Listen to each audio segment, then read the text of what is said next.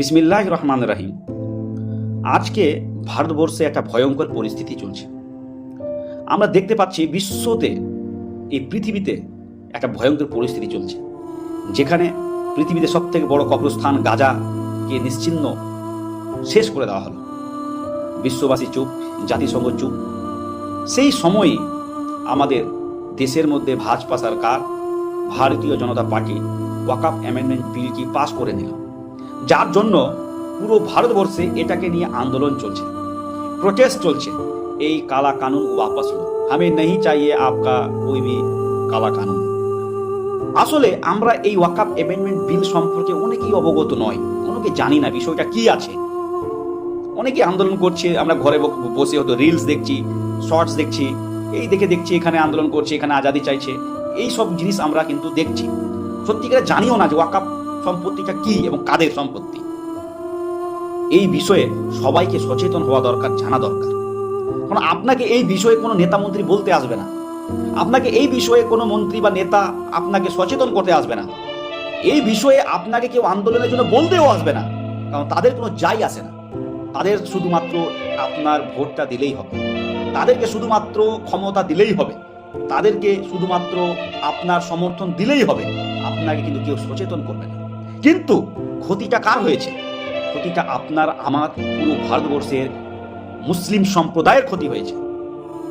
আজকে আমাদের সম্পত্তি, পূর্বপুরুষের সম্পত্তি, যারা আল্লাহ সুবহানাহু ওয়া তাআলার নামে যারা দান করেছিল, সেই সম্পত্তিতে এই ভাজপা সরকারের নজর, দখলদারি, কেড়ে নিতে চাইছে আমাদের মসজিদ, কেড়ে নিতে চাইছে আমাদের মাদ্রাসা, কেড়ে নিতে চাইছে আমাদের কবরস্থান, কেড়ে নিতে চাইছে আমাদের ওয়াকফ সম্পত্তিটাকে। কিন্তু আজ আমরা এখন পর্যন্ত কেউ মুখ খুলছি না, এখন পর্যন্ত আমরা আওয়াজ তুলতে পারছি না। এখন আমরা ঘরের মধ্যে ঘুমিয়ে আছি। কখন আপনার ঘুম ভাঙবে? আপনার কি ইমানি শক্তিটা কি শেষ হয়ে গেছে? আপনার কি মধ্যে ইমানটা কি নষ্ট হয়ে গেছে? কবে আওয়াজ তুলবেন আমার ভাই? কবে? মনে রাখবেন, আজকে যদি আওয়াজ না তুলতে পারেন, আজকে যদি আপনি আন্দোলনে না নামতে পারেন, তাহলে আপনার ইবাদতখানা বন্ধ করে দেওয়া হবে, আপনার কবরস্থান বন্ধ করে দেওয়া হবে, আপনার মসজিদ বন্ধ করে দেওয়া হবে, আপনার মাদ্রাসাকে বন্ধ করে দেওয়া হবে। তখন আপনার বলার সুযোগ থাকবে না, বলতে পারবেন না। সুতরাং আমরা দেখেছি যে ভাজপা সরকার কেমন করে অনেক ডকুমেন্ট, অনেক কিছু থাকার পরেও বাবরি মসজিদকে রাম মন্দিরে রূপান্তরিত করে দিয়েছে। সেই সময়টা চলে গেছে, আমরা কিন্তু সেটাকে কিন্তু বাঁচাতে পারিনি। আজকে যদি আপনি আওয়াজ না তুলেন, আপনার মসজিদ মাদ্রাসাকে বাঁচাতে পারবেন না। আওয়াজ তুলুন, ঘরে ঘুমিয়ে না থেকে বেরিয়ে আসুন, নিজের ইমানি শক্তিটাকে শক্তিশালী করুন, রাস্তায় নামুন, আন্দোলন করুন। আরেকটা কথা, আমাদের এই আন্দোলন কোনো হিন্দু ভাইয়ের বিরুদ্ধে নয়, আমাদের এই আন্দোলন কোনো নেতা মন্ত্রীর বিরুদ্ধে নয়, আমাদের এই আন্দোলন কোনো পুলিশ প্রশাসনের বিরুদ্ধে নয়। আমাদের এই আন্দোলন শুধুমাত্র হচ্ছে ভাজপা সরকার, ভারতীয় জনতা পার্টির এগেইনস্টে। তারা এই বিলটাকে লাগু করেছে, তারা নজরদারি, দখলদারি এখানে দিতে এসেছে।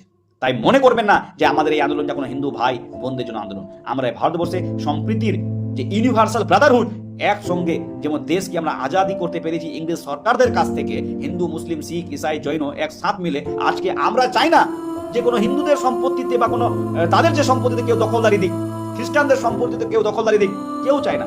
ভারতবর্ষের সংবিধানটাকে খর্ব করার চেষ্টা, ধ্বংস করার চেষ্টায় ভাজপা সরকার করছে।